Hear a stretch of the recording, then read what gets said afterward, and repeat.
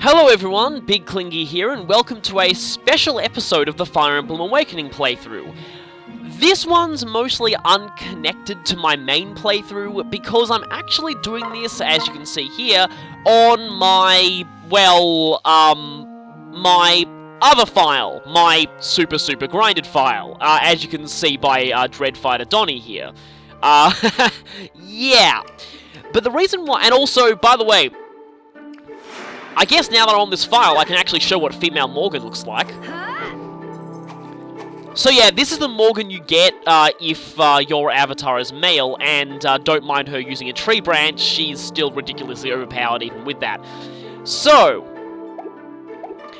I went to this file to show off Streetpass battles. The only reason why I have to use this file, though, is because I've only ever got one Streetpass hit in my entire history with this game. That's mostly because, one, my capture card 3DS is American, so I'm not sure if it's even compatible with Australian copies of this game. It might be because they're both the English version, and maybe it's just the Japanese version that's not compatible, but anyway. The other is, well, I never take my capture card 3DS out of the house, because it's just far too precious and expensive to risk losing. But, one day, this Streetpass team just randomly popped up on my map. I have no idea how it got here, so if this is you, in the unlikely event that you're actually watching this, well, I guess you're on YouTube, so yeah. Anyway, this guy. I have no idea who this guy is. He just appeared on my 3DS one day. Again, I don't know how it happened, because I never take my 3DS out of the house. But here he is, and you can see his avatar there, and on the bottom screen you can see his Streetpass team. So, the options you have for dealing with Streetpass teams are almost exactly the same as with Spot Pass teams. You can just dismiss them from the map outright. This is important because there is a limit on the number of Streetpass teams you can have present on the map at any one time. You can view their stats. Now, note here that, like with Spot Pass teams, the stats you'll be seeing here are not... They're only accurate on normal mode, let's just say. They're not fully accurate if you're playing on Hard or Lunatic, because if you are and you choose to fight them, their stats will be higher. But here we have their avatar, as all guest avatars have this description. He just has all the standard skills from Grandmaster, but his stats are fairly high. I can't really tell what his asset or flaw is by the stats here, but his defense and resistance look a little low, so maybe you pick one of those. Got some good items too. Then we have, you know, pretty bog standard Crom, really. Hero Vake, to contrast the Vake I have, and yeah, this Vake has got a lot more defense than mine. We have Kellum, who's been trained up a little bit in axes. Sumia with, I really wish I got Sigurd's Lance in my playthrough. I really like this weapon. She hasn't been trained all that much, though. Longku, Gaius with a forged bronze bow. Now, take note of how that weapon is forged here, and when we actually fight this, you'll notice something kind of interesting. Cordelia is a Dark Flyer with several weapons. Lucina and Chell. Now, the other cool thing about Streetpass teams is trying to guess who the fathers of all the children are. Now, from Chell, that hair color is Virion's, but I can also tell that Virion's her father from this Prescient skill, which most likely came from him. Given that she's got an archer skill there, yeah, I'm guessing she most likely has Virion as her father. Meanwhile, Lucina has Relief, which is a Pegasus Knight skill, which leads me to believe that Sumia is her mother in this playthrough. Now, technically, any of the mothers other than the generic village girl and Sully could have passed down Pegasus Knight skills, but it's most likely to be Sumia. Anyway, though, another interesting thing about the Streetpass teams is the buy items option. You can buy any item that is on any of the characters, with some exceptions, but if you buy anything, even buying one weapon, the team vanishes from the world map, and you don't get to fight them. But we can see here just the kind of things they've got, like Steel Sword, Silver Sword, Wormslayer Killing Edge, Sleef's Blade. I can even buy Sigurd's Lance.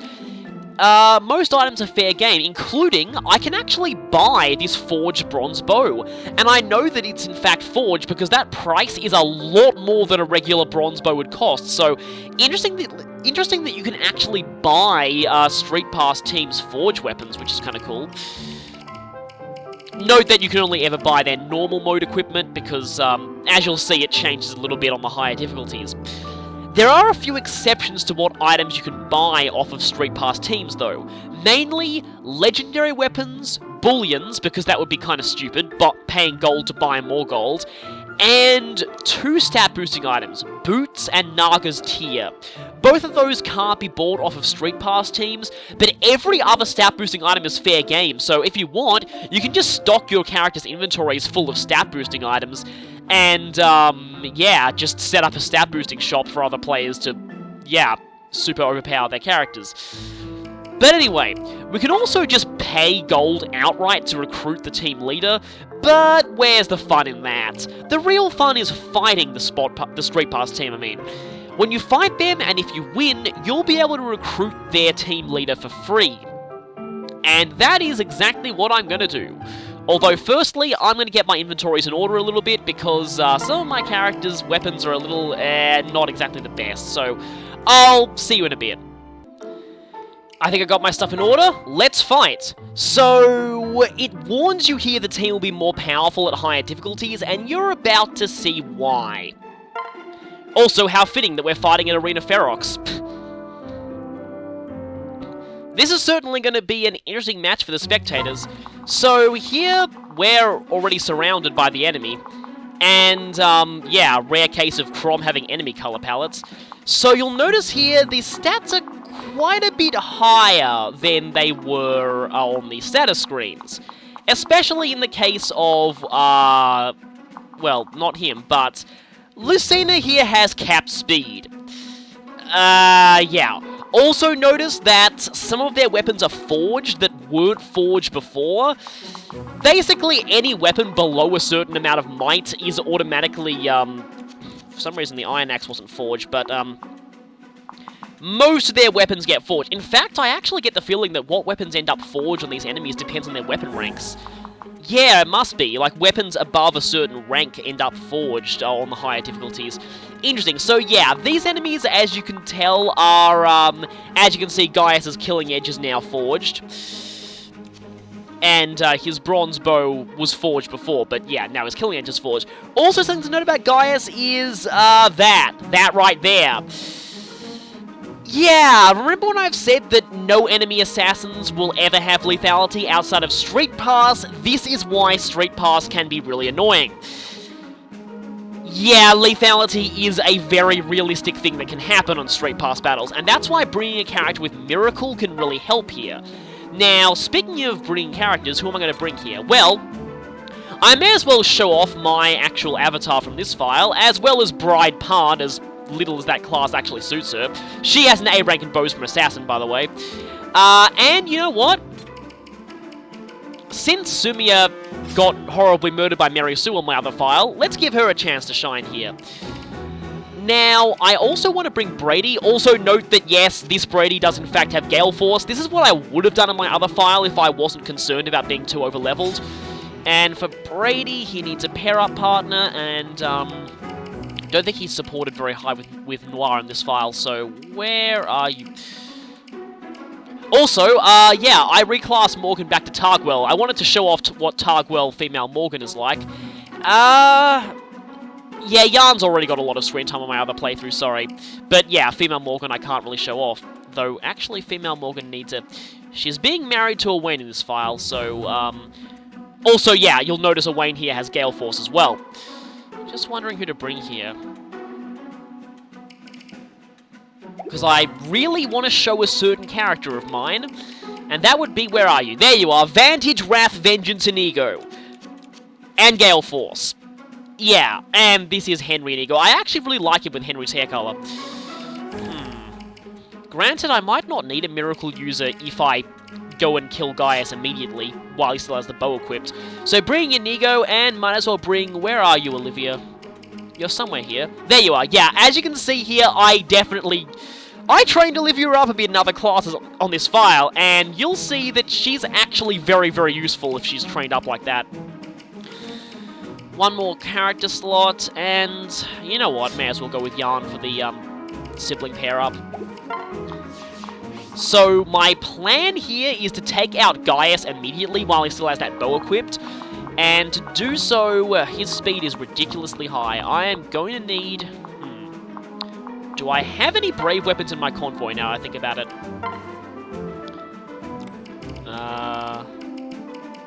I mean, Donnie does have a forged brave sword, and I have this ridiculously forged weapon there. You know, it feels weird taking Sweet Apple Massacre off of Donald, but yeah, that is in fact the weapon's full name. I just couldn't fit that. But I am gonna have to do that, because otherwise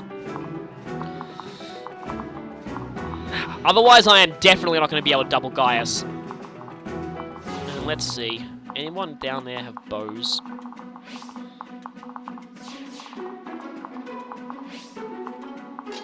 Yeah, you know what? I'll have Crom fight himself over on that side. And Lonku's there.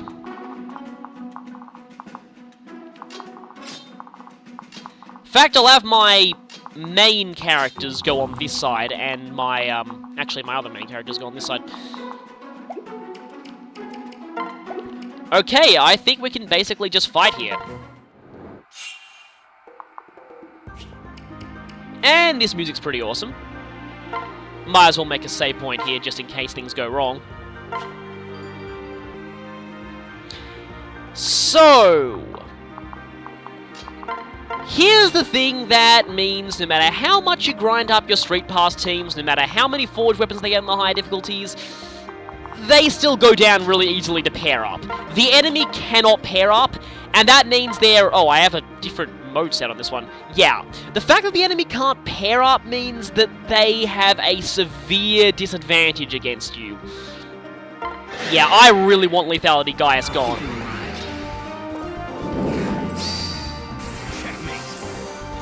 You'll also see here what my nicely done. Avatar looks like on the other file. The reason why he's a paladin, by the way, is because I'm trying to get both Pavis and Aegis, because I want to make a more of a tankish avatar, because, well, you know how I love generals, so eventually I want my avatar to be, yeah, kind of a massive tank. And I keep forgetting that I only press A once. Also, this is... oh, he's got Axebreaker. But he's gone anyway.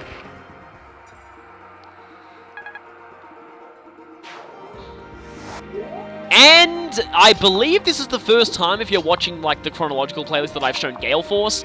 So, Gale Force is kind of insane, and again, I keep accidentally double-tapping. Also, Inigo's Vengeance rate is almost 100% at this point.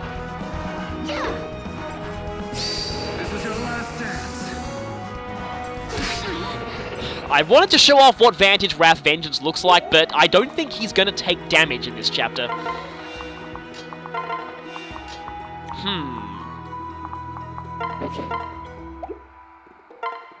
That Crom's kind of powerful, although his hit rate is fairly bad.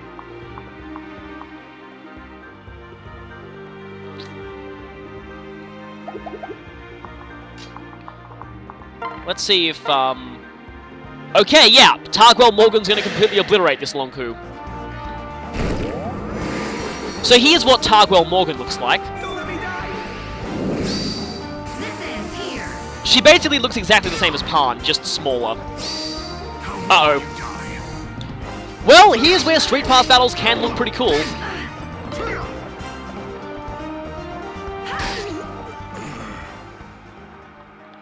But goodbye, other Lonku. You put up a good fight. Better fight than anyone else here, but still.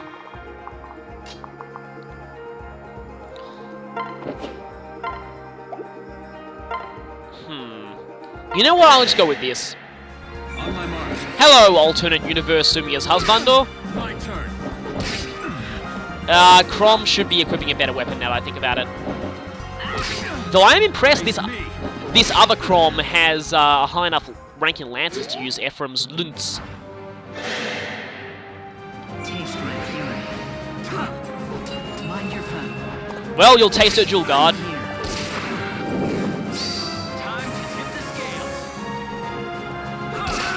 And yes, all avatars say that.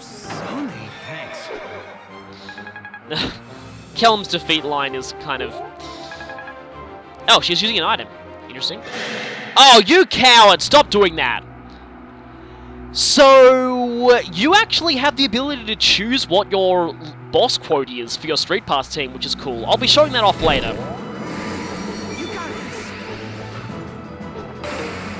But, sadly, you are nothing on the adorableness that is Bunny Morgan. Well, he's got wires to the Lance Breaker effect of the Superior Lance. But that doesn't mean that he now has Weapon Triangle disadvantage. And I just broke my lance. Holy... Okay, that's... Yeah. Good thing I got dual guarded because, yeah, Forge Rapier, that hurts. Also, I am doubling max speed Sumiya Lucina.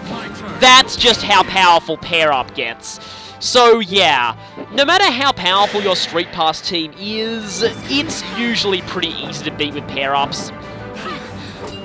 Even if you do have the Limit Breaker skill from DLC.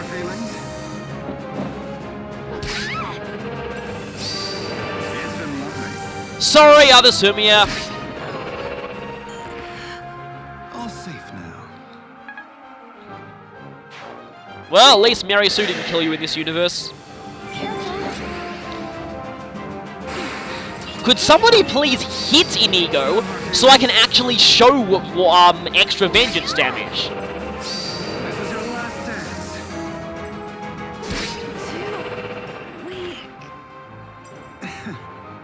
Well, at least you're seeing here, well, not quite seeing a reason why I like the Henry and Olivia pairing, because you're not really seeing vengeance to get a chance to actually do anything, but also he's hogged a lot of the glory. Let's have Pan do this. I've got you. My turn. I was careless. I owe you a debt. Hey, we're married in this file. You don't owe me any kind of debt. So, I was hoping for lethality there, but anyway. And we've only got Lords left, as well as, yeah, that Lucina needs to go. Thing is, because the Rapier is effective against beasts, that means it's actually effective on Targwell Morgan as well, so...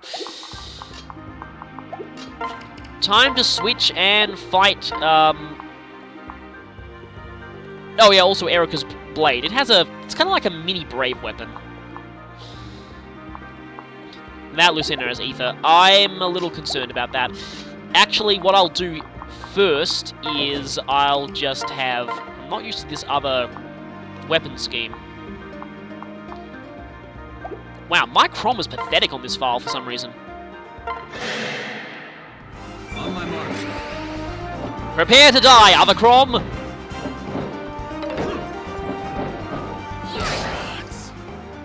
And that's the only time you'll hear that quote outside of getting a game over.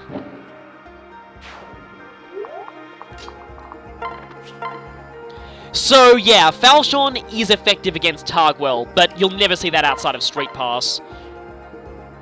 And you'll also see here that despite Yarn not being in the Targwell class at the moment, he is still counted as a Targwell for the purpose of effectiveness damage, so... Yeah, Lucina's can be quite annoying for my bunny team. Bad guys. Checkmate. Unless this happens. Must I fall here? Everyone falls to bunnies. Everyone. No. Yeah, you summed it up, female Morgan. And you're the only one who's able to do anything. Actually.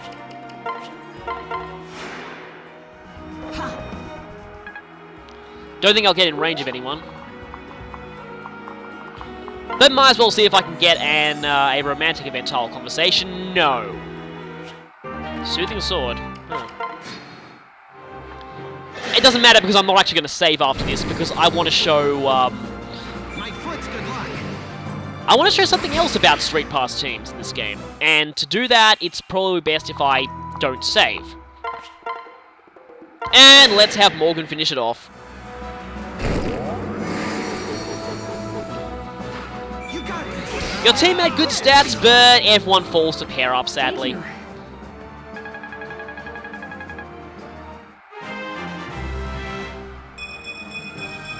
That was better!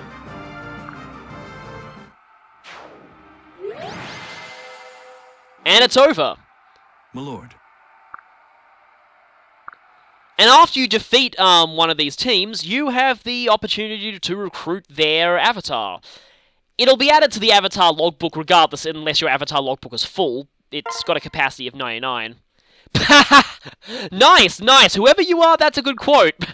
Nice way of fitting characters into the limit there, because there is a very, very tight limit on how many characters you can say there. Now, that's a Streetpass battle, but I'm not going to save because I'm going to show off one other thing that Streetpass Teams can do. Okay, let's see if this works. Reeking Box, and wait, I can't actually use a Reeking Box on this. Let me just check something. Okay, you can't use a Reeking Box to do that. I might have to show that off at some other time. In one of my resets of this, I actually did get lucky enough to have a Risen team spawn on the same location as a Streetpass team. When that happens, you'll actually fight the group of Risen with the Streetpass team as NPC allies helping you. And it's kind of fun, though be warned that if an NPC kills an enemy that had a droppable item, you lose that item permanently. Yeah, you can't recover the items from them, so, that's annoying. But what I'm going to show off here is how you make your Streetpass team. You have to go into the wireless feature and, well, obviously select Streetpass team. Here, you've got three options. Select units works just like the selection screen in battle, basically. You just choose, any characters you want, with some exceptions. I'll talk about that in a bit. But note that, instead of Crom, your avatar is the character who is required to be deployed. So you must include your avatar in the team, because obviously that's who the enemy recruits, and that's who's treated as the boss for the team. Now, something to note as well, it's cool to show off your child characters, show off your overpowered skill combinations, all that kind of stuff, but what if there are some legacy characters that you like? For example, Edward's one of my favourite characters in Radiant Dawn. I'd love to have Edward on my team, right? There's a problem here. And I don't know how this happened, but for some reason the English and European versions, so, yeah, both English versions of this game are bugged so that if you include any DLC or Spot Pass characters on your team, your Streetpass team will just simply not appear on anybody else's 3DS. In the Japanese version, you could include legacy characters just fine. So in the Japanese version, I'd be fine having Prince Marth, Sarah, Micaiah, Leif, Carl, Edward. I'd be able to have all of them on my Streetpass team. In the English version, sadly, you can't do this, and I don't know why they screwed up, but somehow they did.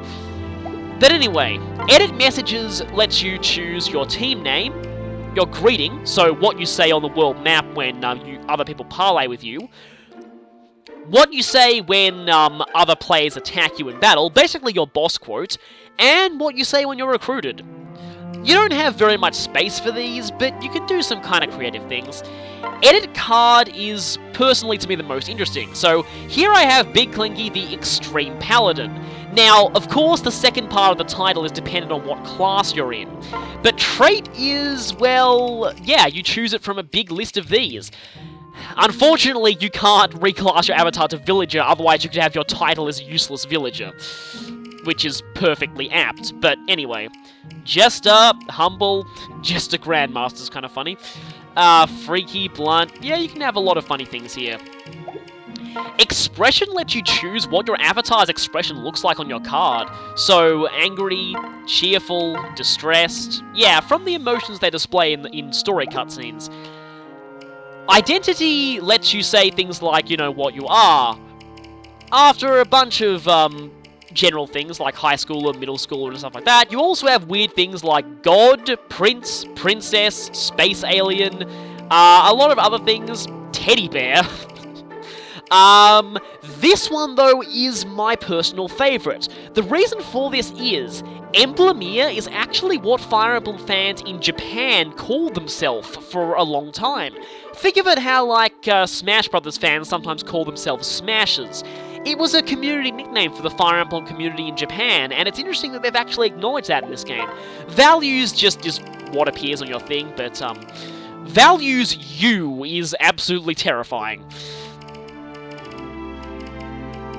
It's also funny that you can select stats like evasion or critical hits. Difficulty lets you say whether or not you share your difficulty. For example, if you're playing on casual mode and you're embarrassed that you're playing on casual mode, you can say don't share and no one will ever find out that you're playing on casual mode. Or if you're playing on Lunatic Plus, you can share that with the world and say, I'm insane. Stay away from me. Message is just the message that appears on the bottom of the card. Now, the reason why I actually chose home last is, my version is the American version, so all of these home countries states don't apply to me because, yeah, I don't live in America. The European version probably has different countries here, so depending on what version of the game you have, you'll have different countries, but that's not what I'm interested in. The thing that I'm most interested in here, though, is that if you scroll down to about halfway through, you'll see Fire Emblem nations start appearing. So, all of these are from Marth's games, are from, Arcania. There's quite a lot of them, actually. Valentia, Rigel, Ram, Novus, and Zofia are all locations from Fire Emblem Gaiden. Now, that was never officially released outside Japan, so it's interesting that they're actually giving localized names to a lot of regions from earlier games in the series. Mila and Duma are actually the gods of Gaiden, so they're considered place names here.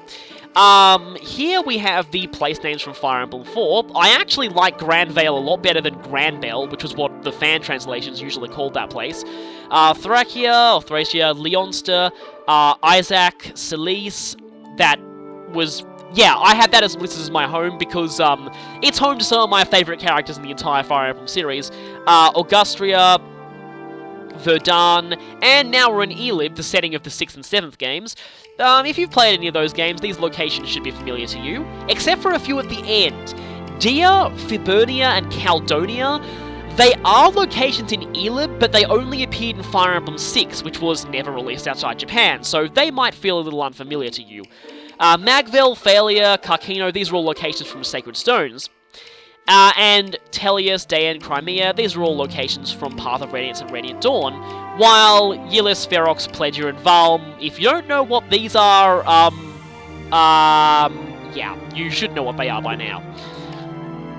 So, yeah, that's basically how you make your Streetpass team. You'll also notice that your Renown is listed right after your team name there on the bottom screen, and everyone's able to see that. The easiest way to increase Renown is to hire or defeat Streetpass teams. You actually won't get very much if you just go through the main storyline as is. Yeah, you'll actually end up with a very small amount of Renown if you do that. There are cheap ways of raising Renown, and I'll talk about that maybe later when I make a dedicated episode to it. And you'll be asked for confirmation, and you'll activate Streetpass and send out all of those details. So if you go into the Avatar Logbook after you've recruited an avatar from Streetpass, you have an extra option if you go onto their stats here. View card. This lets you see their whole, you know, those things that I mentioned before on the card. Just a Grandmaster's kind of funny. You can also see their difficulty mode if they're sharing it. But the most important thing here is you can actually see what pairings they made on the bottom screen, which is an interesting thing to see, just what kinds of pairings other people have done. So I guess, right, he did do Crom and Sumia. Lonku and Lissa, hey, he has the same taste as me there. Vake and Pan, interesting, that would give Yarn very good strength. Stahl and Muriel. This apparently is the fastest support for Stahl, I think, but interesting. Rickon and Maribel, again, same taste there. And he paired himself with Sairi. I actually really like this pairing. She's probably one of my favourites for the male avatar. I tend to favour the characters who can't have children normally. Yeah, in fact, the only character who can have children normally who I like for male avatar is Pan. That's because I like her having more than one child. But, Sairi is definitely in my top 5, definitely top 4 pairings for male avatar, so nice to see someone who actually does that pairing. Frederick and Schursch, I've seen a lot of people do this. It does give pretty good stats to Jerome. Gaius and Cordelia, I think I've seen this one a lot too. Virion and Sully, I think a lot of people do this based off the first conversation they have, and the fact they join in the same chapter. It's pretty easy to make this pairing. Gregor and Noe, another pairing that's pretty easy to do, considering they both joined in the first chapter they appear. It's also Noe's fastest support. And Libra and Tharia, a pairing that I would have done if it weren't for the fact I needed to pair him with Muriel. Because this is one of my favourite Tharia pairs. I really love Kellum as well, but this one, I'll talk about this one much later on. But anyway, this isn't a video about pairing discussion. This is one about, Street Pass and guest avatars. You'll also notice that if you recruit one, whether you recruit them through battle or through buying them out, they don't come with any weapons, so you'll have to equip them yourself. But anyway, that's pretty much all I want to show on Street Pass, so I hope this episode has been informative, and I'll see you next time when we return to the main playthrough.